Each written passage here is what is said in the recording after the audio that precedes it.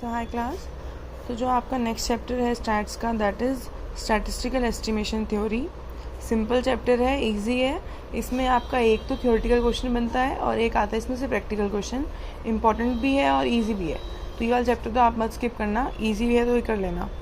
इसमें हम कहते हैं स्टैटिस्टिकल एस्टिमेशन, मतलब बेसिकली क्या है कि जैसे मान लो जब आप इकोनोमेट्रिक्स पढ़ोगे तो बिल्कुल जो उसमें बेसिक टर्म्स यूज़ होती हैं वो इस चैप्टर में लिखा गया है सारा, कि जैसे क्या क्या हम कहते हैं, एस्टिमेशन क्या होता है, ठीक है, पैरामीटर्स क्या होते हैं, स्टैटिस्टिक्स क्या होता है, सब इसमें आएगा।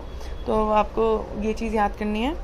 तो स्टैटिस्टिकल एस्टिमेशन थ्योरी का मतलब क्या है कि हम कह रहे हैं कि वो वाला प्रोसीजर जिसमें आप क्या कर रहे हो कि पॉपुलेशन के बारे में अगर आपको कोई इन्फॉर्मेशन कलेक्ट करनी है तो आप पॉपुलेशन की इन्फॉर्मेशन ना कलेक्ट करके हम कह रहे हैं उसका हम सैंपल निकाल लेते हैं, और उस सैंपल की इन्फॉर्मेशन हम कलेक्ट करके सैंपल के हम सारी कैलकुलेशंस करके सैंपल का ही मीन, सैंपल का ही वेरिएंस निकाल के हम पॉपुलेशन के पैरामीटर्स को हम एस्टिमेट कर सकते हैं।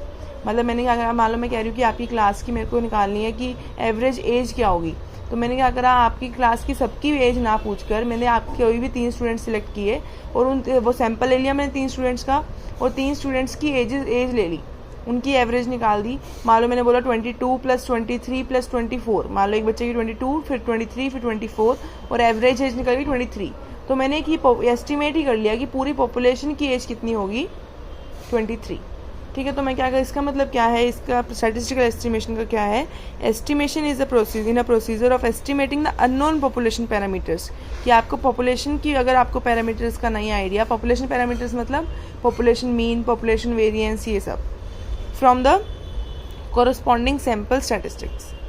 ठीक है, और एक चीज़ याद रखोगे, मैं पहले ही बता चुकी हूँ कि पॉपुलेशन वाले पैरामीटर जो बोलते हैं हम मीन, और उसको हम बोलते हैं पैरामीटर्स, और जो सैंपल के हम मीन और वेरिएंस ये सब को वो जो बोलते हैं वो हम बोलते हैं स्टैटिस्टिक्स।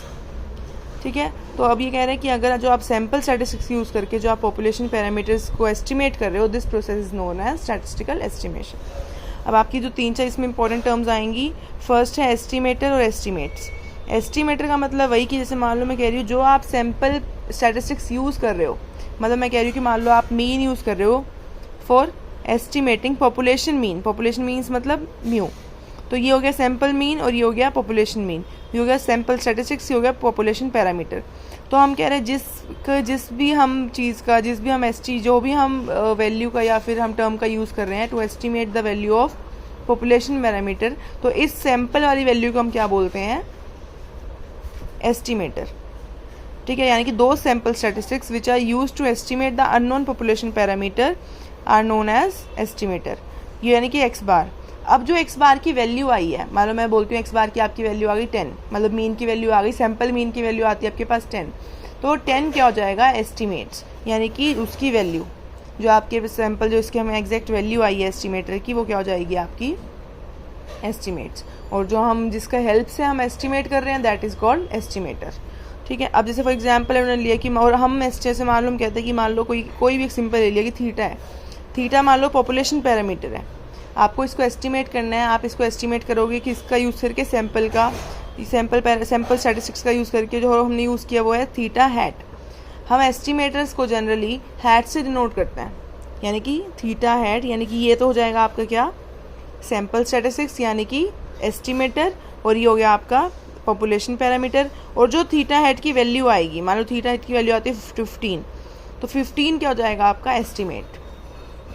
ठीक है, नेक्स्ट है आपका point estimate and interval estimate. Point estimate का मतलब एक सिंगल वैल्यू।